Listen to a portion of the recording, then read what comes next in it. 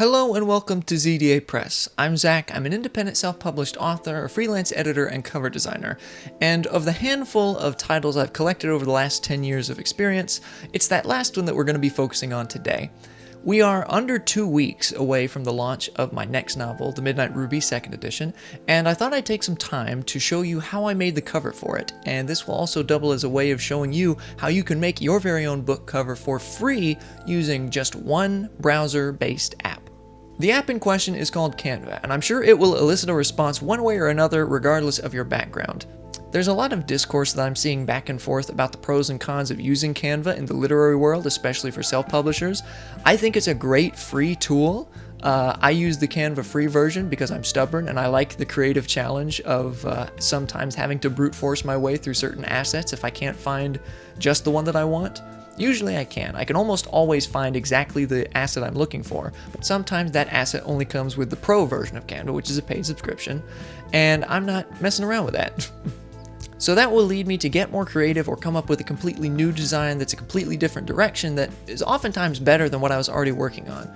Discourse aside, I want to make this video for a couple reasons. Number one, it'll act as another tool in the tool belt of my portfolio, showing you how I make certain design decisions, why I went with this cover, why all of the numbers and values are what they are, and how that led to what I think is a very pristine looking final product. Also, and potentially even more importantly than that, I want to make this video as a bit of a walkthrough or a tutorial to show other fellow authors and writers that are on a budget that you can make your own cover for free. If you don't have anyone that you know who can design something for you, trust me, you can do it yourself. It's not as hard as you might think it is, and I'm here to show you just how you can do it. So without further ado, let's head on over to Canva, where I've got the final product all ready to go to show you what we're going to be making today, and then we'll rebuild it from scratch, and you'll get to see a full walkthrough of my creative process and why I made the design choices that I did.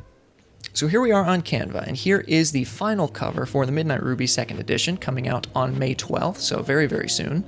To give you a little bit of background on the book, which will help explain the cover, or maybe vice versa, it is a hard-boiled noir sort of classical thriller, suspense thriller type of book, which is why the cover looks the way it does. I wanted to mimic those 1940s movie title cards. Speaking of that, there's a really great video that I watched in preparation for making this cover that I will put a tag in, or the thing that shows up in the corner of the screen, I'll put that in if I can, by the account Blue Lightning. It's a YouTube video by the channel Blue Lightning, and he goes through in Photoshop how to make a film noir background like a title card. And that inspired me a lot for just creatively, even though I'm not using Photoshop and I'm just using Canva, the layout of things, how he was doing different textures and playing with the color values. And so that's a huge video I would absolutely recommend you go watch, especially if you want to design something within this genre. So this is what we're working on. This is what we're going to finish with. Here I've got another page right under this. It's a blank canvas. So we're going to go from scratch to this, and it's not as difficult as you might think. And a lot of the work was in finding the right assets. So to get this background, we're going to start with the background and work our way up. This is one final image, the print-ready PDF, but there are a lot of layers on the original file. So here I went back and I looked up the Desert Road assets that I used. And for this, I did just type in, we're in Canva, go to Elements, Desert Road. I'll just show you where it shows up. I go forget graphics, go to photos, and then scroll down. There are a lot of good ones in here. For why we're picking this image, the book is set in Las Vegas in the 1950s, and so I want to give that sense of scale and scope. As if you've been to Las Vegas, you know the city just goes and goes and goes, and then it stops. And then it's just desert and mountains off in the distance. So here it is. Same image. There we go. You can find it under the Desert Road if you want to look for that. So we start with this, and this is where the most of the work comes in terms of editing. I'm just going to go ahead and recenter it, get it about the size that I want it for knowing where the fonts are going to be, where the title's going to be. I have the road a bit off to the bottom left here, so I got the image, something like that, looking about where the clouds are.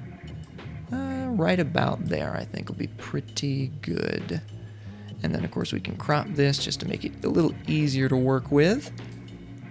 That's got to go up. There we go. That is about right. Yeah. So we're going to go about like this. We can maybe make this a little bit higher. Can't go too much further that way. Okay, I think that's about close enough. Yeah, so this is a good starting ground. Now, what we want to do from here, what I did from here, is go to the edit function. This image is great by itself, and it could have been in color, but again, referencing those 1940s movie title cards, they're mostly all in black and white. And the book is set in the 50s, my book is set in the 50s, so it's closer to the mid-century era than the true blue, you know, film noir of like the 20s and 30s, but it's the vibe that I'm going for, and it certainly denotes that in the final cover. So filters, I started with a filter. I'm going to edit it very carefully by hand here in a minute, but just starting with a filter to get it a little more looking like I want it to. I like these natural filters, especially for this kind of scenery, so I went with Aero, which, as you'll note, it just makes it a little bit more, let's see if I can take that off and then put it back on. So none, that's fine. Aero just makes it look a little bit more hazy, a little bit more nostalgic, for lack of a better word. If you've seen the movie Cars, this feels like Radiator Springs. Leave the intensity at 100 for this, that's what I did. And then we go into the adjustments. Now, this is where you get all the values that you can raise and lower individually that are going to get us to a much more pleasing image, a background image to work with, because there's a lot of detail, there's a lot of fine sharpness in here that we're going to smooth out and make look very old, want to replicate old film. So temperature, we're going to bring that up to 7. We don't want to update, we don't want to bring that up too high, but we just want to warm it up a little bit. Oh, there it goes. Here we go. So just warm it up very slightly. This is obviously all going to be coming in tandem with all of the other things we do. Tint, I did not touch at all. Brightness, we want to bring that down. We brought that down to -31, about there, so we're getting there. This doesn't look great right now, but trust the process. Contrast, we bring that down to -28. I wrote everything down, which again, we're just smoothing things out here. We want to make a nice clean background image to work with, because the font and the title, that's going to be the main focus of the book cover. Highlights, we're going to bring those way down, -74. Some of these numbers are arbitrary, some of them are specific, which you'll see here in a minute. But a lot of them are just me playing around with the sliders, seeing about how I like it, how that works in tandem with all of the other sliders I've operated, and then going from there. Shadows, also -28, bring them down. That's too high, there's -28. Whites, we're going to bring up to 23, because we want to bring out a little bit more contrast, just in the old school sort of film grain style. Blacks, we bring way down to -63, which is going to lighten things up as well a little bit more. Color, I don't touch the inversion, that's fine. Vibrance and inversion, or saturation, I have not touched the vibrance. Saturation, this is where it goes black and white, goes all the way down. So there we go. You can already see how we're getting close to that final image. It's got a ways to go, but just again, trust the process. This is the brunt majority of the finer details of the numbers work, and it gets a little more fun after this. Okay. After this. Sharpness, we bring down -52. As I mentioned, some of the numbers are arbitrary, some of them are specific. -52, the book is set in 1952, and I thought around 50, around half depletion of sharpness, that works just fine. Clarity, we're going to bring down -30. This is going to do a lot of smoothing out. So you see a lot of those finer details are kind of lost a little bit. The mountains look a little hazier, a little further away. Vignette, we're not going to touch, and you might notice there's a big vignette up here. We'll get to that later. Don't worry about it. Now, as you'll note up here, the road is blurred, the clouds are blurred, everything is blurred. There's a bit of double vision going on for the metaphorical or literal viewer of this desert scene right here. And to do that, we're going to duplicate the image we've just made. We're going to bring the transparency down to 30%. And then we're going to line it up back to where it was. So that's perfectly lined up, and then we're just going to alter it slightly. So that one goes up, and then we're going to repeat the process, duplicate that one again, line that one up, and then we bring that one, let's say, down a little bit. Right about there. That's a bit blurrier. We want them pretty close, or not maybe up and down. It's side to side, that's right. And then position, I'm going to put the one I just did behind this other one just so I can adjust it again, so I can bring this down, and then, yes. Side to side, not up and down, that's right. It's been a minute since I made the other one. So this gives us a nice blurry image, which is, it's what we want for this. It's not what you want normally, but when you're trying to achieve a desired effect, this is the effect I'm trying to go for. One of the main characters in the book deals with alcoholism and trying to quit, and so there may be a little bit, and driving is a big part of that. So this desert road, with seeing it in double, might have something to do with something in the story. Who knows? You'll have to read it to find out when it comes out on May 12th. So what we're doing now, this is the vignette that I mentioned a minute ago. I'm just going to do black. Normally, here's a quick sidebar rule of thumb for design. You don't use all black or all white. You use a very, very dark gray or a very, very light gray. That's just a thing. You can get away with doing one or the other. It doesn't really matter. It does matter, but for the sake of this, I will go ahead. Just for the sake of practicing what I preach, I'll raise the black up so it's not just absolutely pitch black. What we're going to do for this is we're going to turn this to a gradient, and we're going to do the circular option. So this is the exterior color, so we'll go about where we were before with that lighter black, and then the middle one, set it to white. Why not? Just because it doesn't matter. And then we're going to bring the opacity down completely for that. Now you can see how we're doing with this here. So this one, let's see, vignette black to transparent. Yes, that is just about the same. Why does that not look quite the same? It should be. That ought to be absolutely the same. Okay, yeah, I must use a darker gray. So that is, we bring that down just a little bit, and we can lower the transparency of this one just a little bit as well. Let's bring that down to about 52. Why not? Keep it all thematic with the rest. It's a bit darker here, but that's fine. This is just a quick recreation just to show you how I did roughly what I did. After this, I'll save the film grain layer for last because that'll be after we do the fonts. So font is a big one, especially for the 1940s film noir title cards. It is mostly just text. It is stylized text, and that is what is most important, and that is the same case for this. So the title of the book is, that usually gets rid of itself by itself, is The Midnight Ruby. And of course we could leave it like this and then no one would buy it, so we got to do better than this. So what we're going to do is we're going to put each individual word on its own layer. So we go, let's start with midnight. Why is that not playing ball with me? Get out of here. Okay. I'm going to start with the word midnight, if I could spell. And the font we're going to choose for this one is Roller Coaster Serif. And that you might realize that does not look like the font that it is. That's what we're going to uppercase it. There we go. That looks much better. And I wrote down the size. It doesn't really matter. 83.8. We'll set it to 83 just for the sake of ease. And so we put this. We're going to center this because the midnight is going to be the biggest thing. And then I also played around with letter spacing. So I stretched these out just a bit more, just to give it a little more flair. And that looks a lot more like what we want. So also on top of this, we're going to start with an effect. We're going to do what is this? Is it the drop effect? Yes, it is.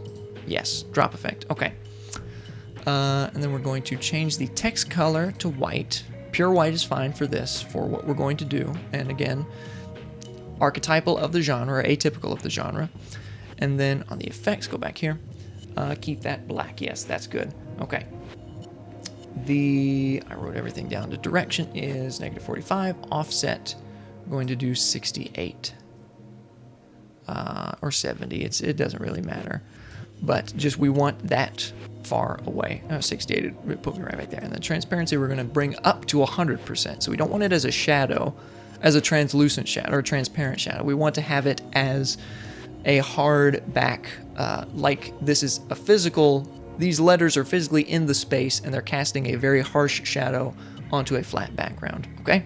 So we take that, duplicate this, or this is what I did again, and then add in Ruby. I love this font. It took me a lot of fonts. Actually, we're gonna bring this up. We don't want it quite centered in the middle. because we still need name to put all of the faux legal information down here, which is not false, but just for the sake of spacing. And then this one, Canva has a way of snapping things together, like that one. Like this, it'll line up. There's multiple ways of lining it up. The reason we're going to change it is kind of lining it up by the I of the serif on this Y and the serif of this T. And that'll also leave us room for putting these quotation marks, because we'll do the quotation marks by hand because they look better that way for what we're doing here. So I'm going to line this up about the interior of this serif on the Y with the interior of this bottom serif on the T. So that's looking like something. We're getting there. And then we're going to go we're add in the. And then this is size-wise 46. So for this, we'll go 45, whatever. So bring that in, just a nice little there we go. And keeping sure that the spacing is good. Same with the line up here. I'm going to line up the central line of the E with about the interior of the I. If any of that makes any sense. I'm lining up this line on the E with the center of the I in midnight. Just again, this gives us space for the quotation marks, which we're going to do now. These are a different font. Yes, they are. I forgot that those are a different font. What font are they? Let me go find that out, and I will be right back. Okay, so I just found out, I went back and checked the original file. The parentheses are EFCO Brookshire. Just because I think the roller coaster serif one is a little too angular, a little too slatey. I want them to be like this, which are just a bit more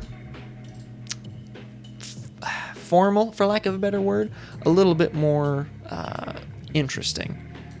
And so for these, we're going to line them up with we're going to line up the bottom of the serif with, or the top of the exclamation point with the top of the top row of the here. And then we're going to duplicate these, keeping these the same size. And then we're going to go ahead and make the ending parenthetical. Not parenthetical, quotation mark. I know things. And then same with this, we're going to line up the top of the quotation marks with about the top of the Y, which that's right about good there. And spacing wise, that all looks pretty good.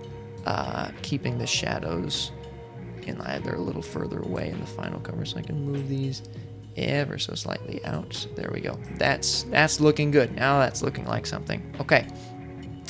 Now, one of the last things I did on the initial cover, as you'll note, there's a very faint glow on this, which is again all indicative and representative of the old film grain movie style.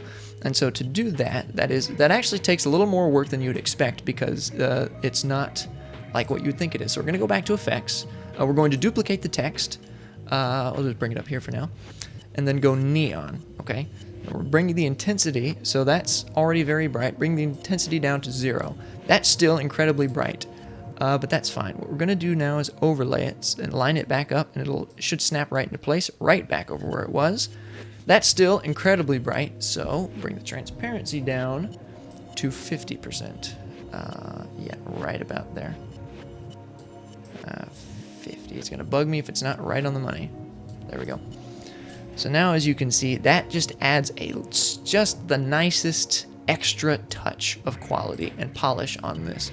So just rinse and repeat on that. Go to neon, intensity 0, transparency 50. And you see, it's like there's hardly anything there, but when you lay it over the text, which is already white, it just adds the nicest little faintest edge glow on all of this. And same, we're going to do this on everything. So let me do that real quick, and then we'll be right back.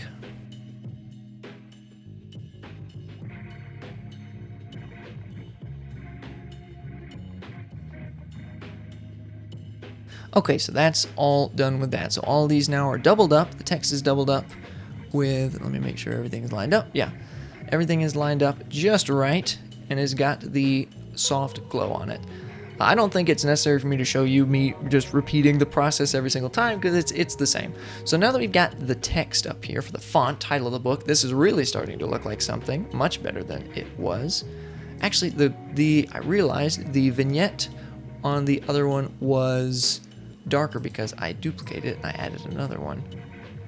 kind of the same with the background. And then we're going to position, we're going to backward,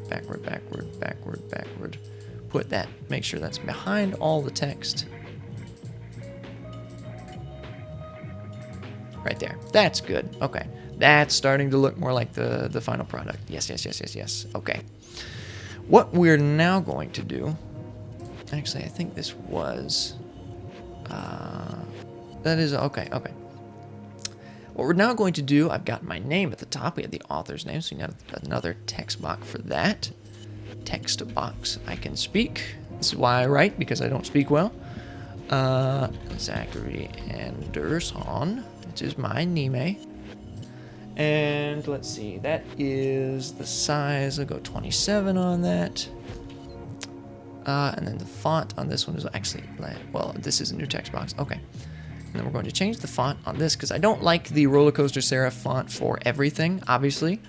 And in that video that I mentioned by Blue Lightning, the sort of convention for, the unspoken convention that I think is for like the 1940s movies title cards in particular is up at the top you have director name, and that's a font, and then usually the word presents or something like that. That's give or take.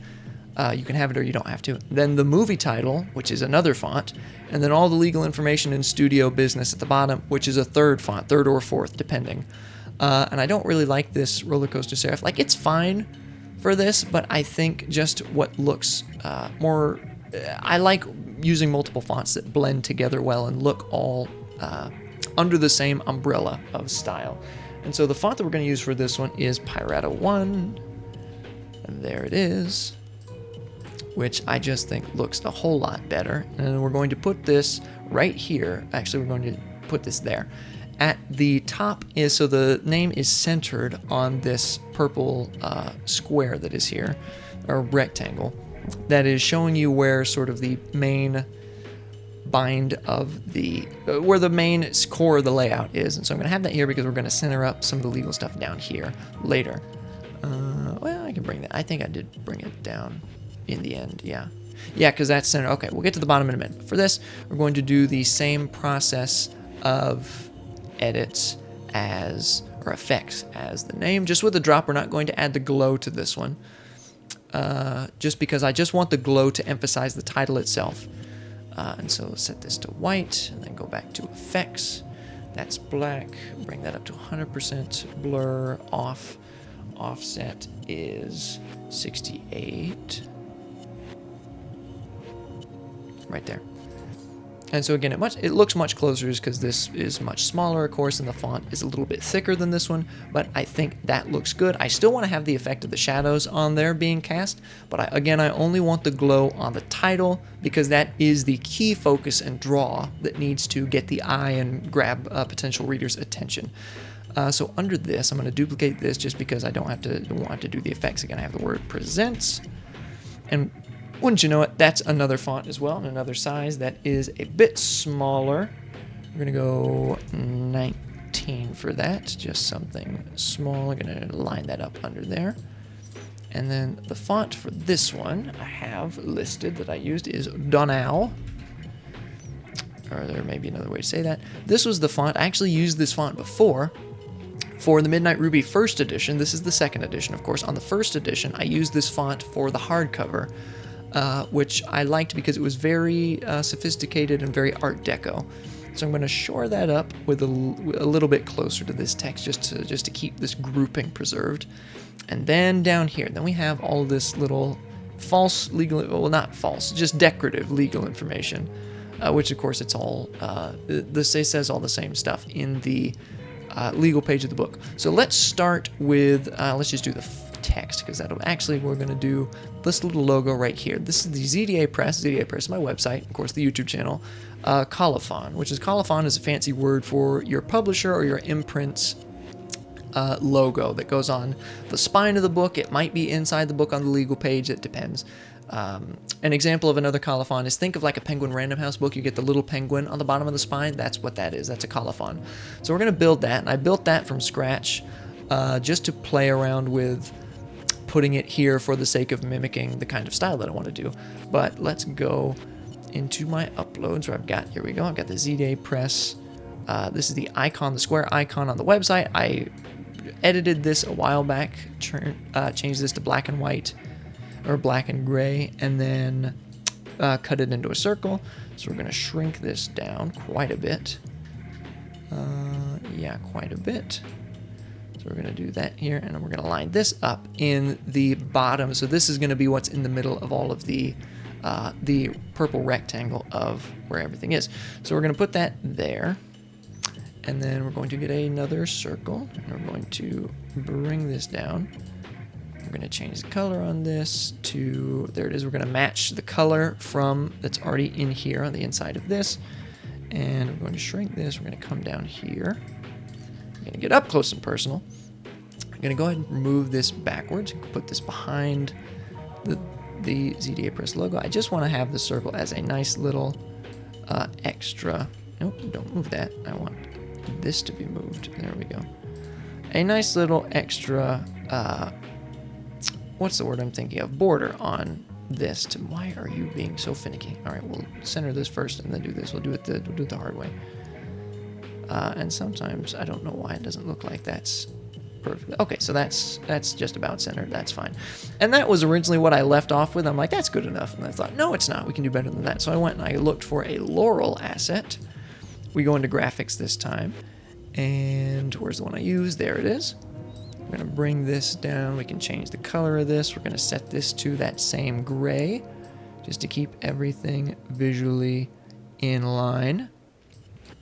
And keep all the colors the same, and just pretty much straighten this up to where the circle is inset and lined up right in the middle of this. So there you go. Ta-da! A little colophon DIY. It's a little bit, I moved it up a little bit, so I would have moved all this up from the final edition. Listen, this is a rough and tumble tutorial just showing you how you can do it. It doesn't have to be exact for the sake of what we're doing here. We're going to make what looks pretty darn similar to the final product. Okay, and then we'll do the text for the bottom. So I've got, what do I write down here? Copyright, MMXXVI 2026, MMXXVI 2026 in Roman numerals by ZDA Press. By ZDA Press, publishing imprint.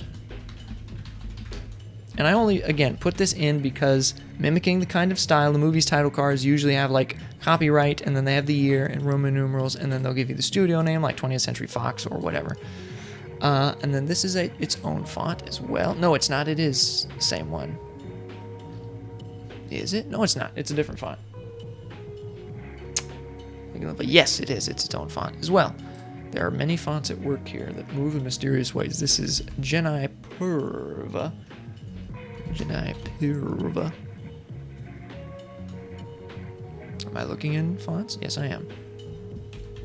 Geni Purva. There it is. Okay, don't know why it wouldn't come up like that. Which, again, this is slightly different, but very similar if you look up at these two fonts next to each other, the name font and this font. Very similar, very serify, very old school, but having my name in one font, that's good, and then having all the legal info at the bottom, just again for show in its own font, that works as well.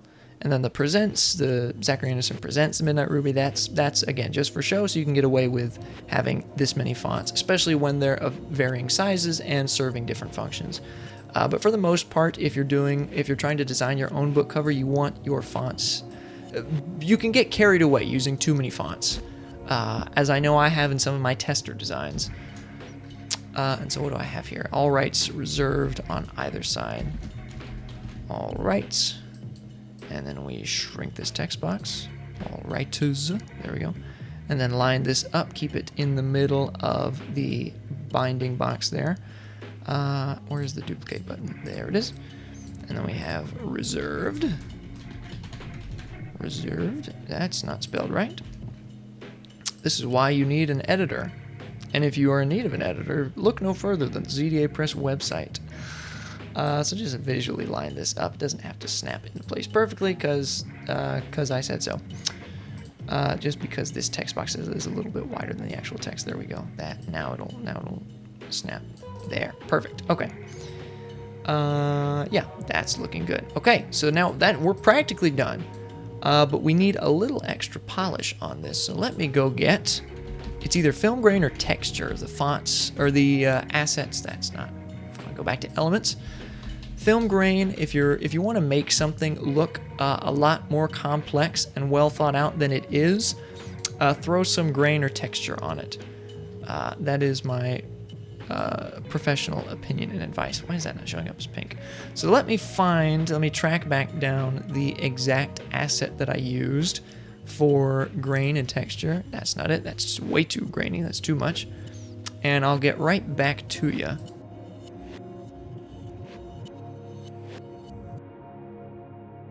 Okay, I went and I grabbed it from the master copy, so we're going to paste. Here we go. I can't remember if it's film grain or texture, but you can find it. So just look at the difference that this one asset has on the final design. Let's just make sure it covers everything. And oh yeah, we got plenty of room here on the bottom. Just line that up, yeah. So look at how much work that does. So we get rid of this. This is it by itself, without the grain. That's with the grain. That just does so much to set this in place and set everything just right into the kind of style and the vibe that we're going for here in terms of design. And knowing what this looks like in print, this all comes out great. And so this is the final product. It doesn't look exactly the same. This one is a little bit lighter, just because there's something, I may have added a vignette on, or layered another one up in there. But point being, this is the general premise of how I walked through, how I made the design. Obviously, this is a much quicker rendition that having done this one, I am very familiar with the process of how I did everything. But this took many, many, many, many hours of trial and error and playing around to put together. So there you have it. This is how I made this cover for my upcoming novel that's about to come out. And here's the final product. Well, here's the final product of today. This is the final product overall, with so much more care and professionalism and time put into it, as opposed to just showing you the basics of how I put it all together for the sake of a YouTube video. So all of this is, again, this has cost me nothing but time, which I have nothing but. I have an excess of time on my hands. But this is completely for free. Everything I've grabbed, all the assets are completely free and fair use within Canva. Read through all of their stuff just in case, depending on what you want to make and what pictures you use for the sake of copyright and licensing. Just throw all that out there. Be sure to read through all that and make sure you know what you're doing. I do, for the most part, which is why I'm confident in this, and I'm very pleased with how this turned out. So again, this is all fonts, all found within Canva, assets, images, all used within Canva, using Canva's tricks, bending the software to make it to do what I want it to do to get the intended result and achieve this cover, which I am over the moon about. So I hope you enjoyed it. I hope you learned a lot from this. Real quick, let me just get rid of Canva. Let me throw back over to me in the studio. And there we go. So that will about do it for today. I hope you enjoyed. Thank you so much for watching. Whether you are looking to see how I make my artistic choices on a design level as I'm going through creating a book cover, seeing what I lean towards and what I lean away from in the realm of design, or if you are a fellow writer/author looking to figure out ways to scrape together all of the resources to make your own book cover, you can do it yourself. It takes a little bit of work, a little bit of effort, a lot of trial and error, but you can do it. If I can do it, anybody can do it. But if you'd like me to do it for you, I would be more than happy to and thrilled to work on your project with you. You can go to the website, zdapress.com. You can see my full portfolio there of all the covers I've designed for my own books, some of my clients' books. I've got a lot of experimental designs or proposed options that were given to my clients, and a lot of different testers for my book, and I give you some description and I talk more. I've got a full page in my portfolio called Designs and Commentary. You can see everything that I've done, or most of what I've done there. I've got most of my, not all of them, but most of my covers up there, and a little brief descriptor about why I made certain decisions, why I chose one cover over another in the final, run of which cover I wanted to choose. So go check all that out. And then on the services tab, if you need an editor or a cover designer or any other number of things in the realm of self-publishing, go check out the services tab and you can see how I can help you from there. Thank you again for watching. I really hope you enjoyed this and I hope you learned something. And as always, I will see you in the next one.